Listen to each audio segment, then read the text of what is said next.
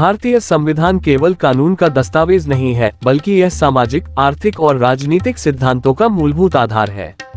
यह संविधान लोकतंत्र, समानता, स्वतंत्रता, न्याय और बंधुत्व जैसे मूल्यों पर आधारित है। इस प्रकार के संविधान निर्माण की प्रक्रिया कैसे पूरी हुई, यह आज हम जानने वाले हैं। संविधान सभा की कार्यवाही। संविधान समिति के कुल 11 सत्र आयोजित किए गए। संविधान निर्माण का काम कुल 2 वर्ष 11 महीने और 17 दिनों तक चला। संविधान निर्माताओं ने लगभग 60 देशों के संविधान का अध्ययन कर भारतीय संविधान लिखते समय उनमें से कुछ का प्रत्यक्ष आधार लिया। मसौदा समिति ने लगभग 141 दिनों में संविधान का मसौदा तैयार किया। संविधान निर्माण के लिए लगभग 64 लाख रुपए खर्च हुए। मसौदा समिति ने विभिन्न समितियों के प्रस्तावों का अवलोकन कर संविधान का पहला मसौदा तैयार किया और 21 फरवरी 1948 को संविधान समिति के अध्यक्ष को सौंपा। इसे प्रकाशित कर भारतीय नागरिकों को उस पर सुझाव देने के लिए 8 महीने का समय दिया गया। इस अवधि में प्राप्त सुझावों और संशोधनों का अवलोकन कर दूसरा मसौदा तैयार किया गया, जिसे 26 अक्टूबर 1948 को संविधान समिति के अध्यक्ष को सौंपा गया। इसके बाद डॉक्टर भीमराव अंबेडकर ने 4 नवंबर 1948 को संविधान समिति में संविधान का मसौदा पेश किया और 4 से 9 नवंबर तक 5 दिनों में इसका प्रथम वाचन हुआ। मसौदे का द्वितीय वाचन 15 नवंबर 1948 से 17 अक्टूबर 1949 तक हुआ। इस दौरान 7,635 संशोधन सुझाए गए, जिनमें से 2,473 पर चर्चा हुई। मसौदे का तृतीय वाचन 14 नवंबर 1949 को शुरू हुआ।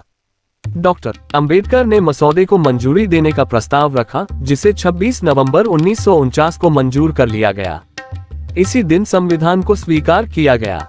उस दिन संविधान समिति के 284 सदस्य उपस्थित थे और उन्होंने उस पर हस्ताक्षर किए। 26 नवंबर 1949 को स्वीकृत संविधान में 22 भाग, 395 अनुच्छेद और 8 अनुसूचियां थीं। वर्तमान संविधान में 22 भाग, 395 अनुच्छेद और 12 अनुसूचियां हैं। कई संवैधानिक संशोधनों के कारण उपअनुच्छेदों सहित यह संख्या 450 से अधिक हो गई है।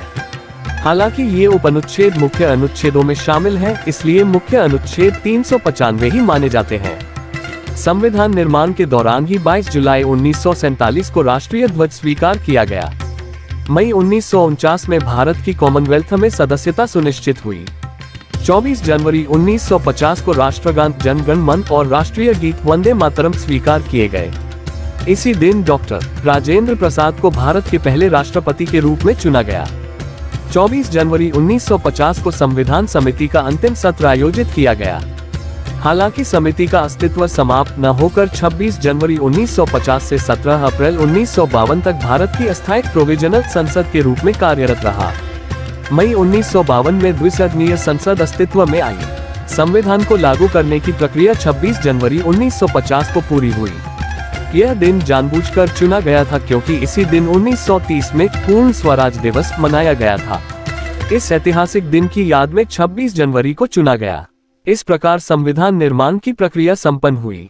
ऐसी और महत्वपूर्ण जानकारी के लिए चैनल को लाइक, शेयर और सब्सक्राइब करें।